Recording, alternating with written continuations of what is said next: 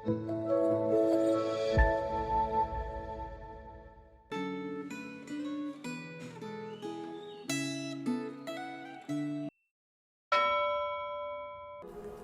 Bapak Ibu yang terkasih. Hari ini kita melanjutkan perenungan kita dari kitab Hosea 14 ayatnya yang kedua hingga ayat yang ke-10. Mari kita berdoa terlebih dahulu. Ya Bapa, kami datang lagi. Kami mau memulai hari kami dengan mendengarkan Engkau berbicara kepada kami lewat firman Tuhan. Berkati hamba-Mu yang akan menyampaikan. Berkati setiap kami yang akan mendengar dan merenungkan firman-Mu. Terima kasih Tuhan. Di dalam nama Tuhan Yesus kami berdoa. Amin. Hari ini renungan kita diberi judul Kasih yang Memulihkan. Saya akan bacakan dari kitab Hosea 14 ayat yang kedua. Kembalilah hai Israel kepada Tuhan Allahmu, sebab engkau telah tersandung karena kesalahanmu. Demikian pembacaan firman Tuhan. Bapak Ibu Saudaraku, meski dosa membawa kehancuran, Hosea 14 menutup kitab ini dengan nada pengharapan yang indah.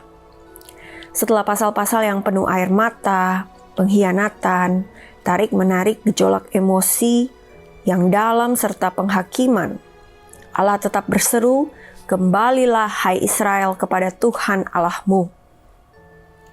Bapak Ibu Saudara, Allah tetap membuka pintu pertobatan bagi Israel yang bobrok dan jatuh di dalam penyembahan berhala, politik yang salah, dan hati yang keras. Inilah inti dari teologi kitab Hosea. Meskipun dosa membawa kehancuran, Allah selalu memanggil umatnya agar kembali kepadanya. Pintu pertobatan selalu terbuka karena Allah kita penuh dengan hesed, kasih setia.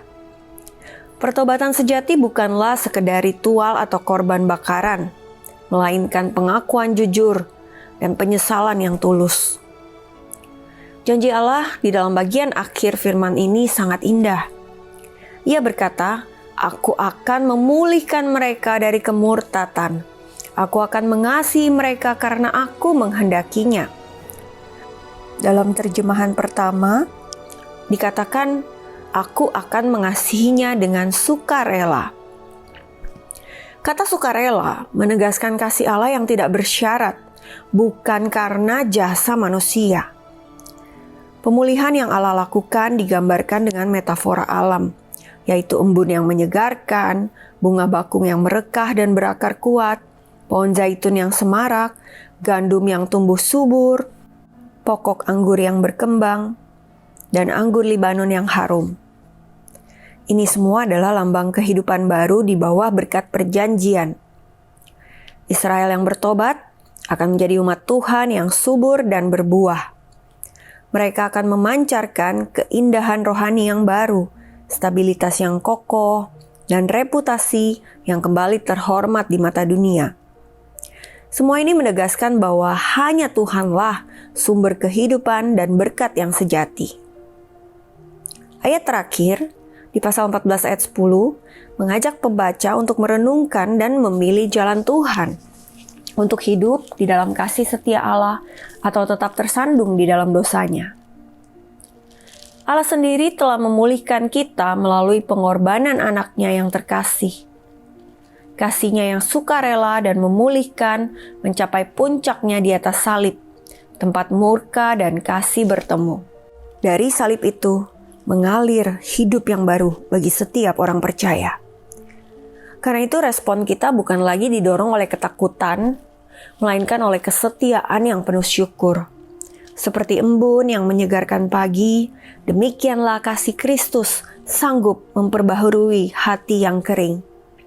Mari kita kembali pulang kepada Allah yang hatinya bergolak karena kasih dan hidup di dalam pertobatan sejati yang berbuah dalam kebenaran, keadilan, dan pengenalan akan Dia. Apakah kita masih bersandar pada sandaran palsu? Apakah ada sandaran palsu yang perlu kita lepaskan agar kita tidak lagi terhalang untuk kembali kepada Allah? Mari Bapak Ibu Saudara, kita buka hati kita agar kasih Allah bisa memulihkan dan menyuburkan bagian hati yang kering. Amin. Mari kita berdoa.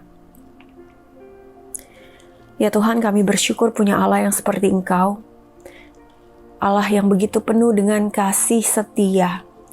Walaupun kami berulang kali menyakiti Tuhan, melukai hati Tuhan, berpaling dari Tuhan, tetapi Tuhan selalu membuka pintu pertobatan bagi setiap kami.